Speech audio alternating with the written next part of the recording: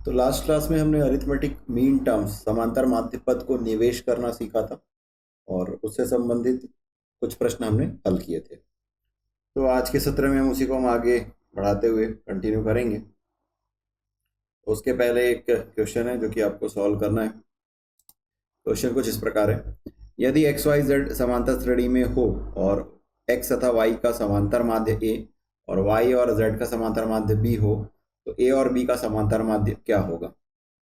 X, Y, Z are in AP, and A is arithmetic mean of X and Y, and B is the arithmetic mean of Y and Z. Then find the arithmetic mean of A and B.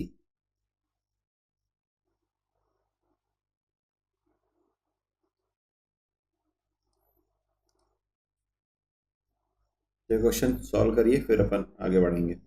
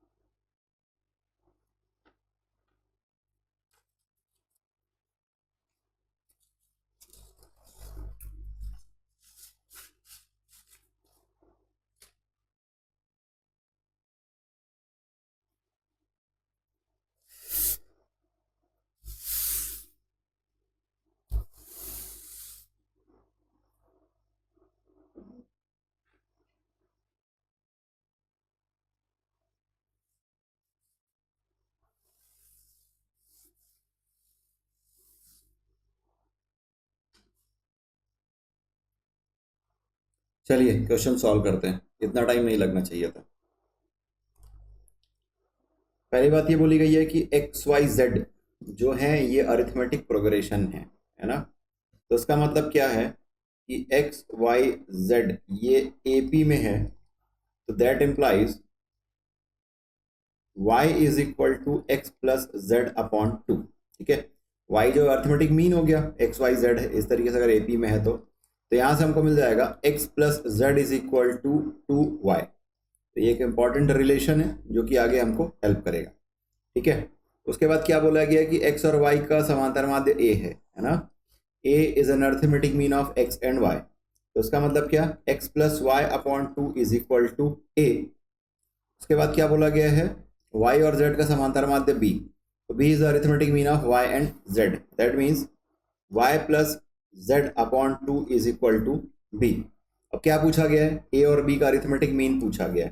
तो simple सी बात है, let this is equation 1, this is 2, this is 3।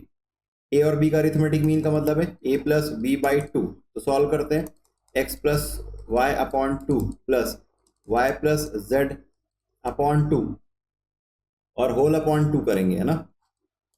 तो यहां से आपको क्या मिल जाएगा, ये आपको मिल जाएगा x plus two Y plus Z upon four.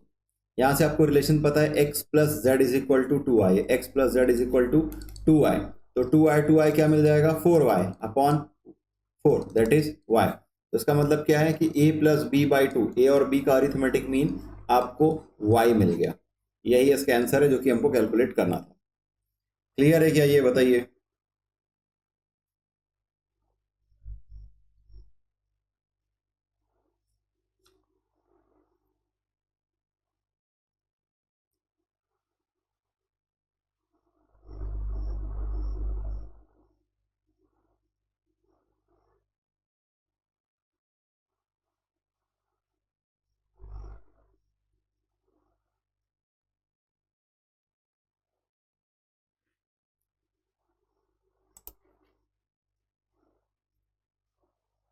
अगला प्रश्न है,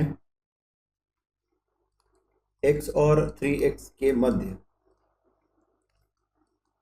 n समांतर माध्य पदों का योगफल ज्ञात कीजिए।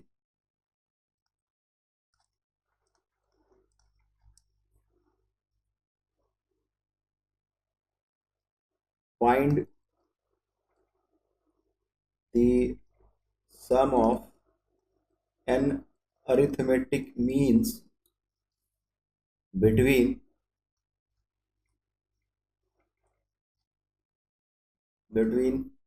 x and 3x।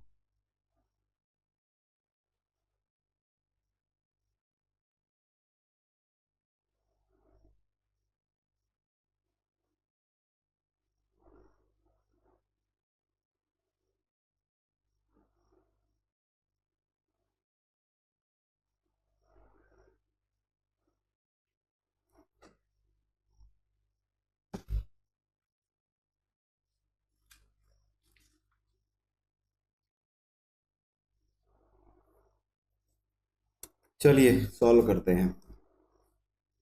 क्या पूछा गया है? n समांतर माध्य पदों का योगफल। याद कीजिए लास्ट क्लास में अपन ने देखा था कि a और b के बीच में अगर हमने n arithmetic mean term insert किया था वो था a1 a2 a3 up to an, है ना। और यही पूछा गया कि a1 से लेकर के an तक का सम क्या होगा। तो हमने फार्मूला देखा था Sn is equal to n/2 a plus l, और एक फार्मूला देखा था n/2 2a plus n-1 into D, है ना। तो ये फार्मूला हम यूज करने वाले हैं, लेकिन इसके पहले आपको क्या चाहिए? फर्स्ट टर्म तो आपको दिया हुआ है, यहां से दिख रहा है x फर्स्ट टर्म है। लास्ट टर्म आपको चाहिए, है ना।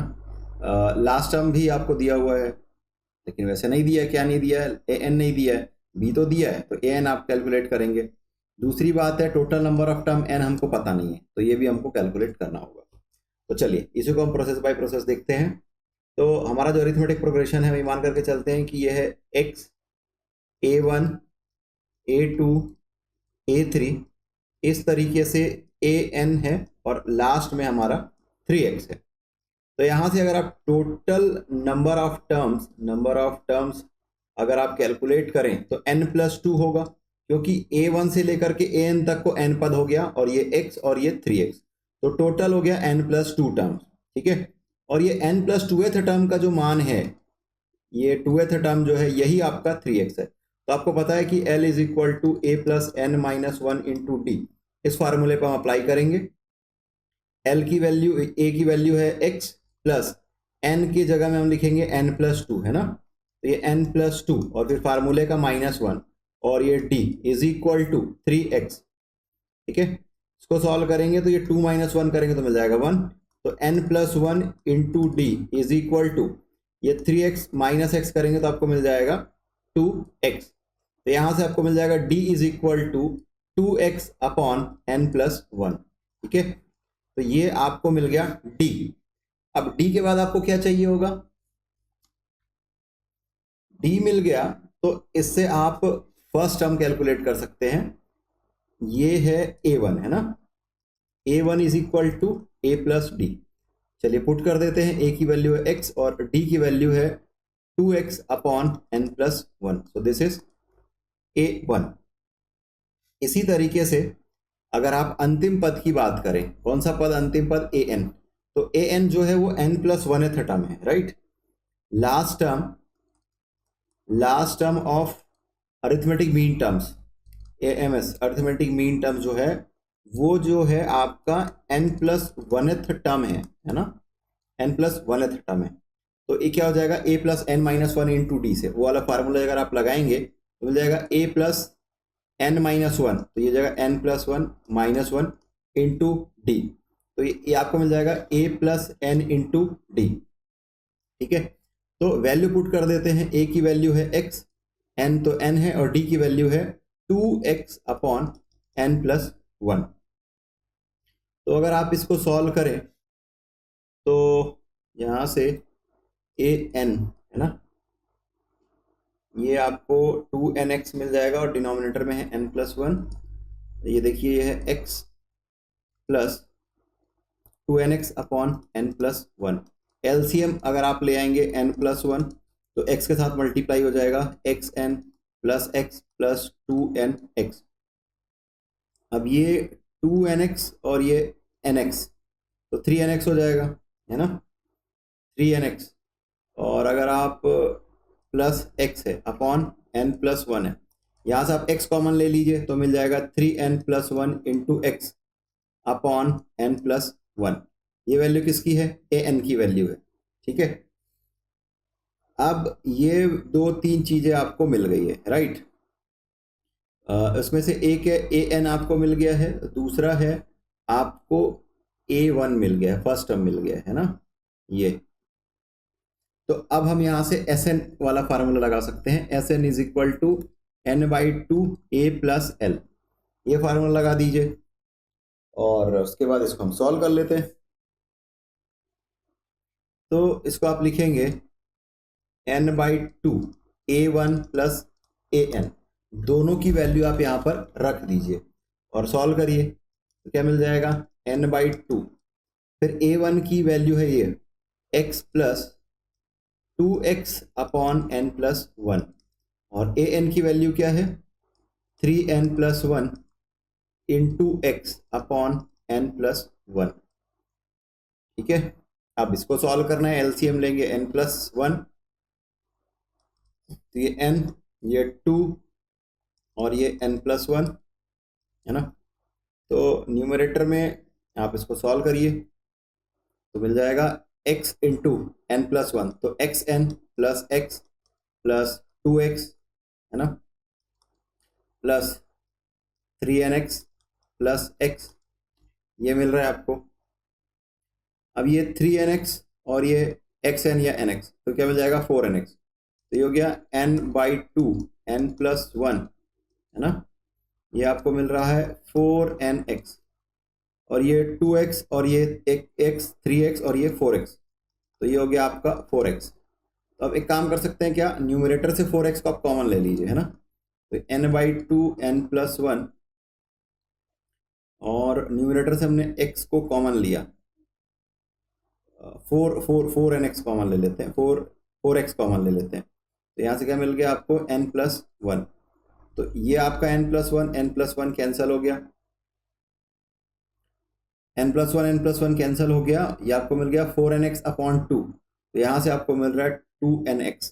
ठीक है, तो यही 2nx जो है हमारा आंसर है, this is answer, this is 2nx, this is the answer. यहाँ तक कुछ डाउट हो, कुछ नहीं समझ आया हो तो पूछ सकते हैं।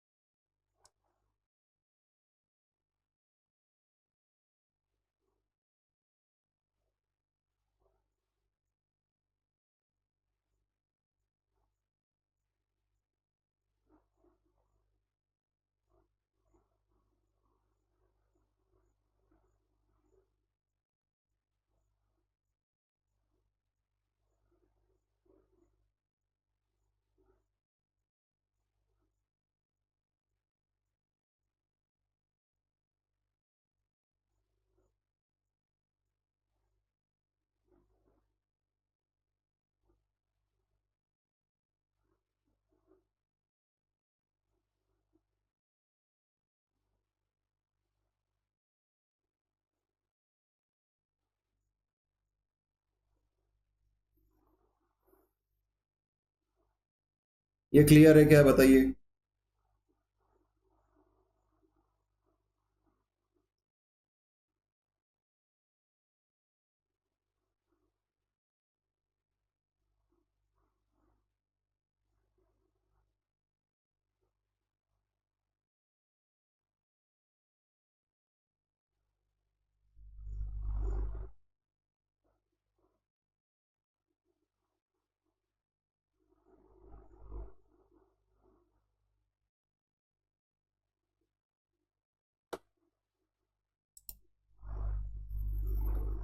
चलिए आगे बढ़ते हैं।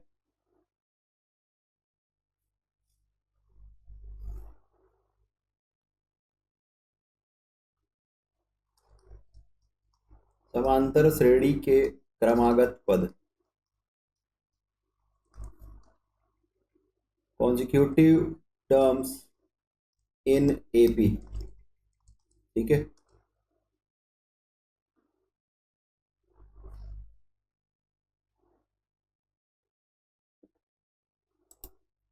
चलिए तो आपका क्वेश्चन है कि a1 और an का वैल्यू क्यों रखे।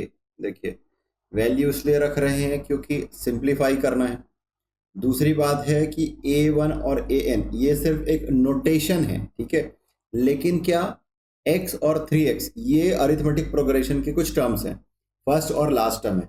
तो a1 और an की value in terms of x या n या nx दोनों के टर्म्स में आना चाहिए था, इसीलिए हमने a1 और an इन दोनों की वैल्यू सॉल्व करी है x और n के टर्म्स में, और उसके बाद हमने उसको वैल्यू पुट किया है।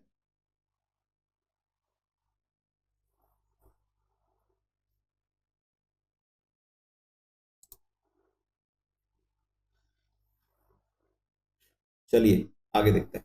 अगला टॉपिक है हम क्रमागत पद देखने वाले, कॉन्स्टिट्यूटिव टर्म्स। अगर एपी में बात करी जाए कि अगर हम 3 टर्म्स ले रहे हैं तो वो लेना है a minus D, A plus D. काफ़ी सारे क्वेश्चंस आते हैं इससे रिलेटेड, लाइक अगर आप देखेंगे तो ये बोल देते हैं कि ट्रायंगल के इंटीरियर एंगल जो है अरिथमेटिक प्रोग्रेशन में है, तो वो एंगल कैलकुलेट करिए। तो अरिथमेटिक प्रोग्रेशन का ये जो कंसेप्ट है इसको कई जगहों में यूज़ किया जाता है, तो हम ये नहीं बोल सकते कि सिर्फ नंबर्स तक ये सीमित है, कई सारे डायमेंशन में हम इसका यूज़ कर सकते हैं।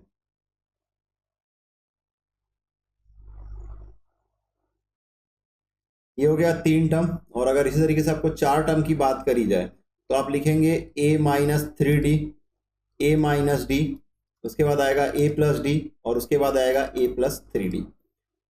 ठीक है, तो ये दो कंसेप्ट हैं या दो फार्मूले, ऐसा एक तरीके से आप मान सकते हैं कि ये 3 पद लिया जाएगा तो हम यही लेंगे, और अगर 4 पद लिया जाएगा तो हम यही लेंगे। ठीक है, और उसके बाद ऐसे रिलेटेड क्वेश्चंस को हम सॉल्व करेंगे।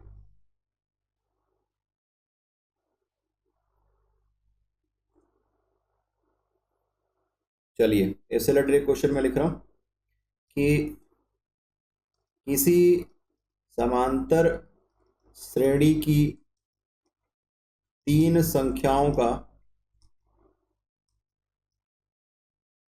योग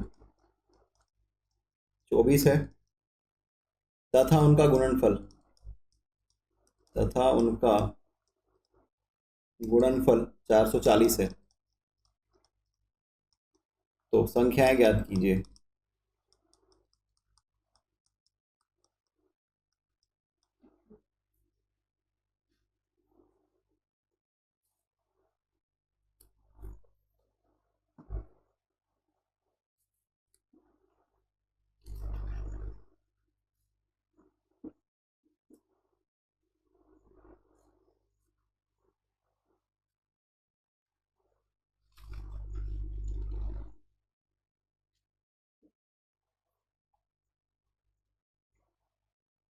The sum of 3 consecutive terms of an AP is 24 and their product is 440. Find the numbers.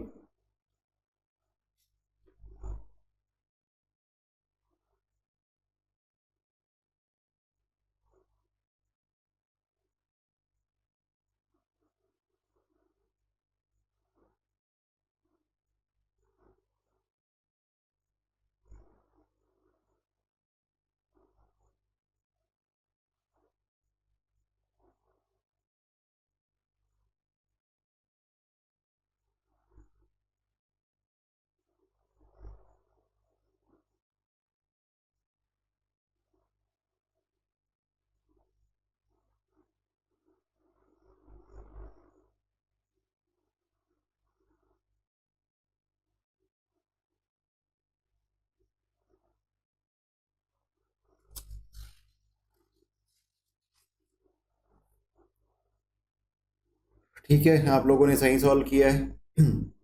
इसमें जो आंसर है ये है 5 8 11 और 11 8 5।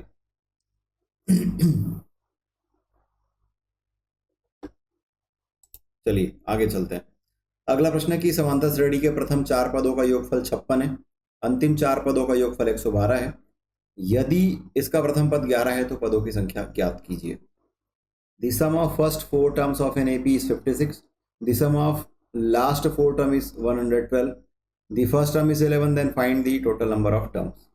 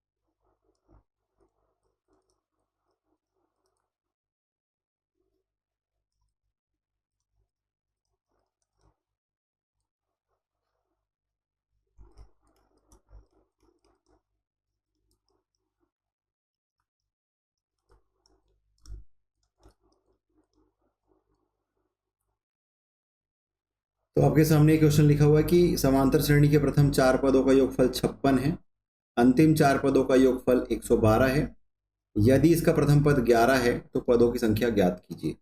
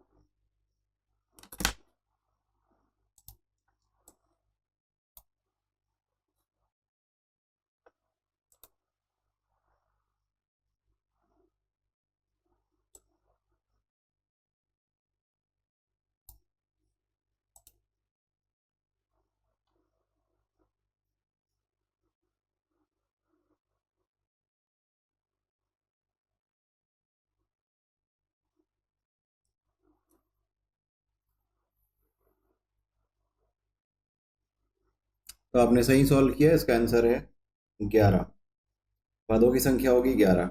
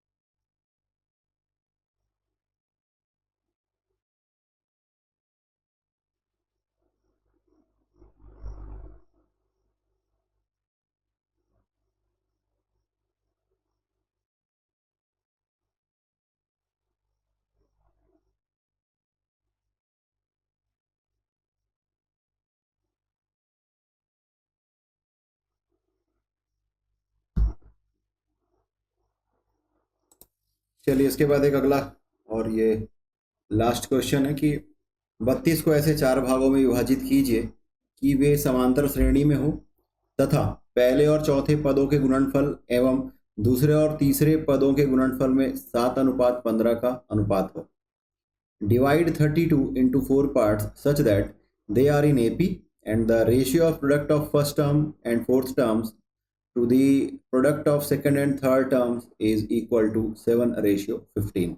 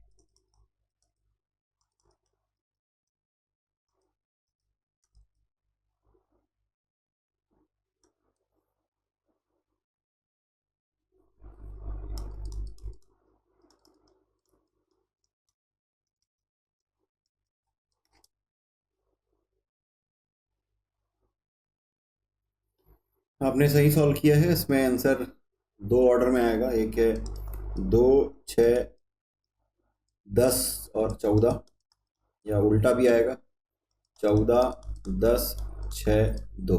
ठीक है, ये आपका आंसर करेक्ट है।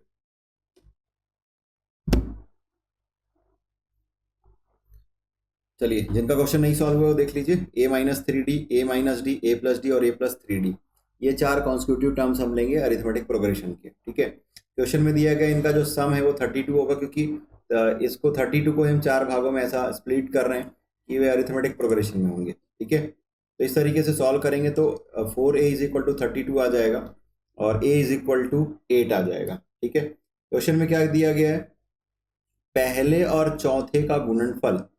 पहला और चौथा का मतलब क्या हो गया, a-3d इंटू a+3d, और बोला गया दूसरे और तीसरे का गुणनफल, तो दूसरा और तीसरा हो जाएगा a-d इंटू a+d।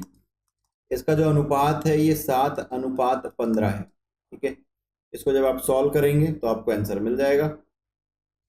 ठीक है, यहाँ से आपको d मिलेगा, d मिलने के बाद वैल्यू पुट करते जाएंगे तो आपको यहाँ से ये वैल्यूज जो है वो मिलती जाएंगी। ये तो आपको 8 मिल गया है, इसको सॉल्व करेंगे तो आपको d में क्वाड्रेटिक इक्वेशन मिलेगा, d² इज इक्वल टू 4 मिलेगा, और सॉल्व करने पर d इज इक्वल टू +-2 मिलेगा। ठीक है, इसको इस प्रोग्रेशन पे रखते जाएंगे तो अलग अलग आपको वैल्यूज मिलती जाएगी।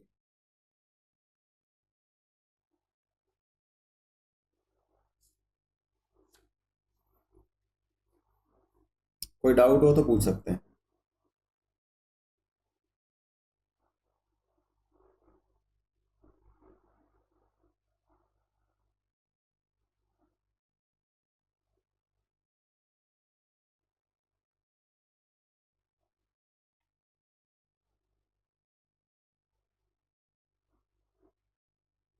चलिए आगे चलते हैं।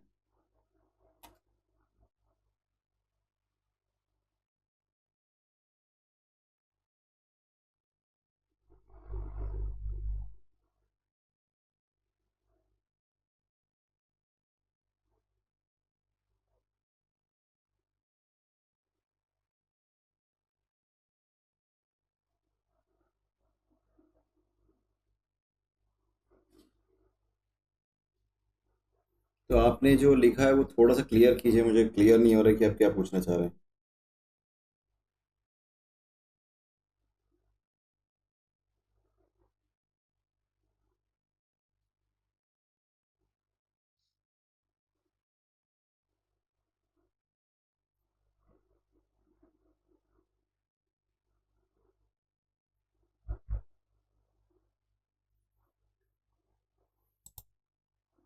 चलिए, आपने लास्ट क्वेश्चन को सॉल्व, सेकंड लास्ट क्वेश्चन को सॉल्व करने के लिए पूछा है। ठीक है, तो क्या बोला है कि समांतर श्रेणी के प्रथम चार पदों का योगफल 56 है। The sum of first 4 term of an AP is 56। तो हम यहाँ पर ये मान करके चलते हैं कि a+d और a+2d और a+3d चार टर्म है, इनका जो सम है ये 56 है, तो इसको ऐड कर दीजिए इस तरीके से।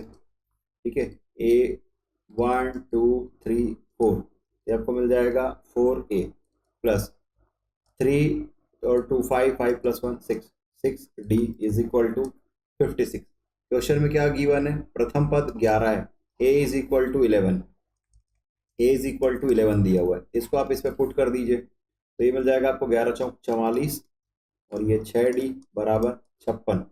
ठीक है, सॉल्व करेंगे तो आपको क्या मिल जाएगा, 6d इज इक्वल टू 56 ऋण 44 करेंगे तो मिल जाएगा आपको 12। तो यहाँ से आपको मिल गया d equal to 2, d is equal to 2 मिल गया। अब अगला क्वेश्चन का पार्ट क्या बोला है, अंतिम चार पदों का योगफल 112 है। तो मैं अगर लास्ट टर्म को l मान करके चलता हूँ तो अगला टर्म क्या हो जाएगा, इसके पहले वाला l-d, उसके पहले वाला l-2d और उसके पहले वाला l-3d। तो ये चार टर्म हो गए कॉन्स्टिट्यूटिव टर्म्स। अब इसका सम कर दीजिए, है ना, क्या दिया हुआ है 112। तो अब देखिए ये 3d 3 और 2 5 और 1 6, ये -6d आ रहा है, 1 2 3 4, तो यहाँ से आपको मिल रहा है 4l is equal to 112।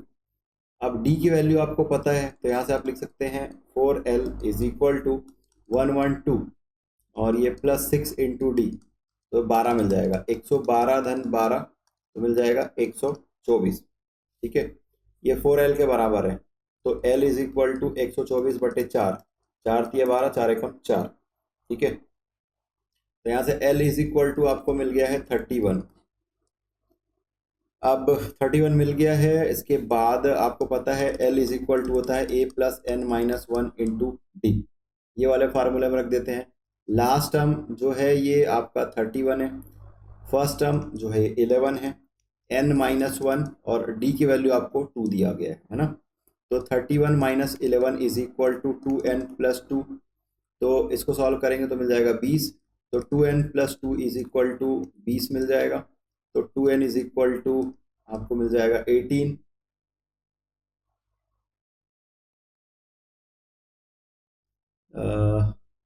Wait wait wait wait wait, यहाँ पर गड़बड़ हो गया है, थोड़ा सा गड़बड़ यहाँ पर हुआ है।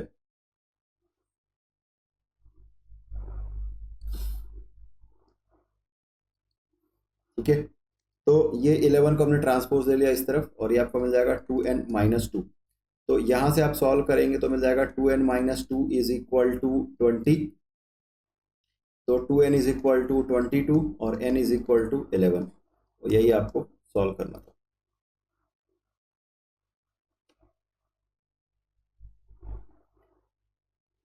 तो इसमें कोई डाउट हो तो आप पूछ सकते हैं।